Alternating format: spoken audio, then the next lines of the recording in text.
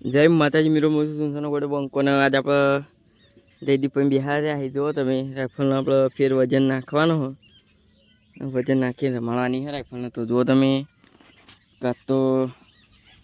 રંજીતભાઈની જ્યાં પાટણ સદુપાન બે તો જયદીપભાઈને બિહાર આવીને ત્યાં આપણે 4 જણાની છોડી છે તો જો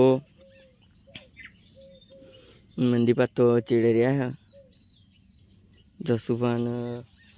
નકલાલ 2 જણા આગળ રહ્યા છે તો જુઓ તમે ખાટલામાં લેવાની હે રાઇફલના તો તમે કહેજો કે રાઇફલ વજનમાં કેવું રમે અને ખાલી કેવી રમે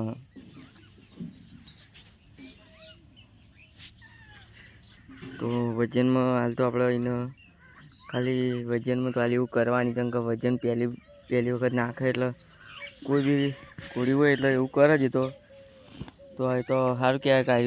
પહેલી બીજી વખત આપણે ખાટલામાં રમવા એટલા માટે તો જુઓ તમે એને તો થાલો ફરે રાઇફલ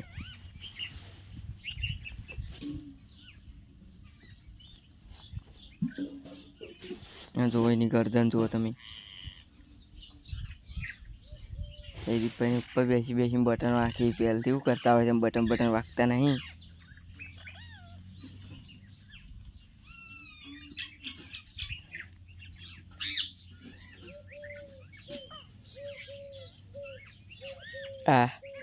એ શું વાયસને બોલ કરી જયદીપભાઈ વળી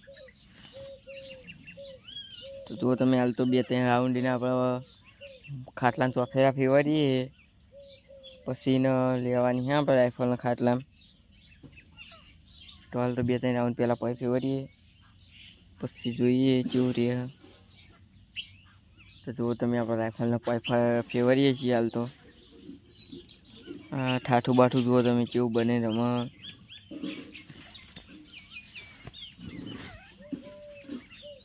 જો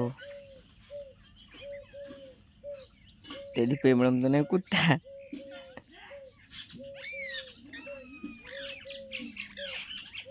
કાલનો ફોન આવ્યો ફોન મિલી ચાણી ફોન મિલીને તરત ખાય એટલા લેવાની રાઇફલને જુઓ તમે પગ જોઈને કળો મારી દીધા યાદ આપણે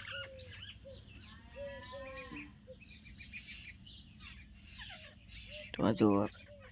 હવે રોનકલાલનો ફોન પટાઈ નીકળી આપણે એને રાઇફલના ખાટલામાં ઉઠાવવાની હે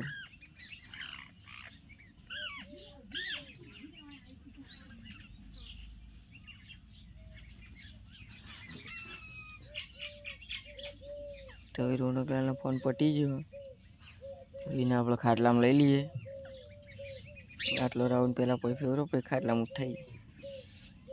તો જો આડા ખાટલા લઈ લીધી આપણે રાઇફલનો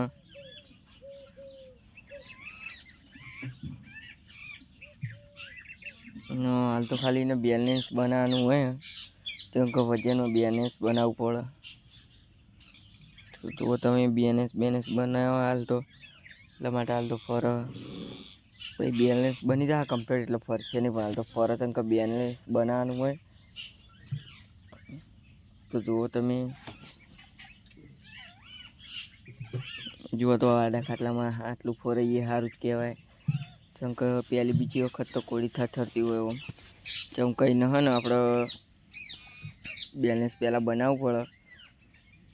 પડે નક પગીને કાબુમાં રહી બેલેન્સ બનાવો એટલા માટે તો જો પાછી આપણે ઉપર ખાટલામાં આખી લઈ લીધી ને હાલ તો એને ખાલી આપણે હાલ રમવાના તો ચાલ હાલ એને ખાલી પીરાશીમાં બેલેન્સ બનાવવાનું હોય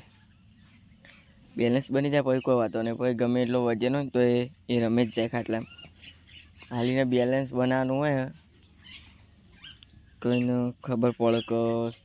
કઈ રીતનું ખાટલામાં રમવાનું એ બધું એને એ રીતની ખબર પડે તો કોઈ પણ હોય પહેલાં બેલેન્સ જ બનાવે તાણીને ખબર પડે કે આ રીતનું આપણે આવું કરવાનું હોય તો જો આપણે બીજી વખત ખાટલામાં નાખીએ તો એને ઘણો બધો ફેર પડી ગયો જો ખાટલામાં પગ નાખવા જેવા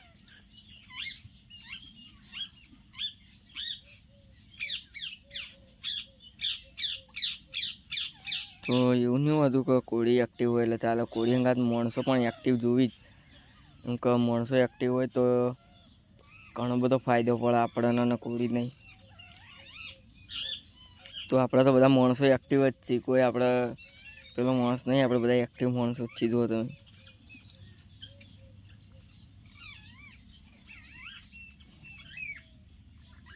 અમે એક્ટિવ જ છીએ. જેમ કંઈ એક્ટિવ ના હોય તો નાના છોકરાને તૈયાર કરવાનું ચાલુ ના કર્યું.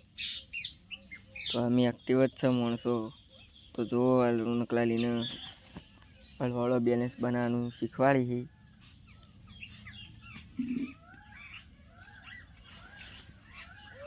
તો જો તમે